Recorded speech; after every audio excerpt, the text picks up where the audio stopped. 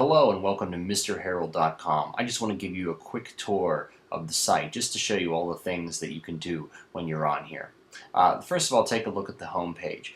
In addition to my brief intro, I have a quick section where you can get to whatever we're working on in the class at the time. You can just click the link here and it'll tell you whatever we did in class that day. You can also click these images and they will take you to whatever unit we're currently working on.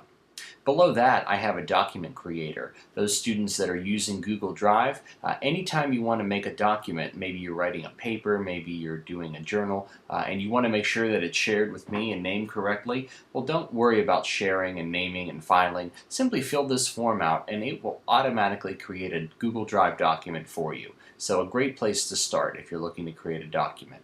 Below that, I have my Twitter feed, which I update daily, and then some basic news about the world in general. Let's take a look at the top bar here. I have two different major tabs. One is for CP12 and one is for CP11. You'll notice that each of the units that we work on appear when I roll over, and these units change as the year goes on. CP12 is actually special because we have a number of new units this year, and I've also included all of the old units from years past, so students can feel free to check either one. Now CP12 is doing something a little different this year, and it's called game-based learning. For each unit I have a PowerPoint, and a PowerPoint, if you click through it, it has some overviews as to what the unit looks like, and it also has links which will take you away from the page and take you to the actual files that are going to be used in that unit. What students should be doing is you should be going to each unit, you should be working through the PowerPoint, completing the activities as they are presented to you, and then submitting them by sharing them via Google Drive. On each unit page, I also have some utilities, and I also have a cheat sheet, a brief overview of everything that's covered in that unit. Now for CP11, we have something slightly different. For CP11, I have a number of pages, and on them I have some tools and materials that are used in class. This is an example of a King Arthur page. I have a brief video introduction, some Word documents that can be downloaded, some embedded PowerPoints, some more Word documents, some more images, and some embedded documents. So what students can do is if they've ever missed class, they can feel free to simply check this out and find out what they missed.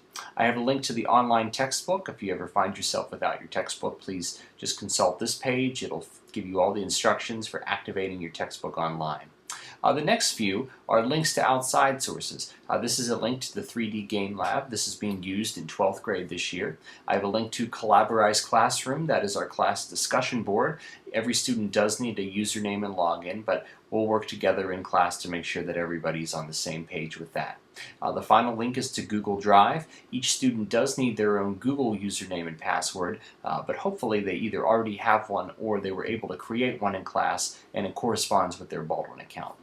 The last tab is called EBL. It stands for Escapades Through British Literature. It's the name of a new blog that I'm starting about the gamified curriculum that we're implementing this year in 12th grade.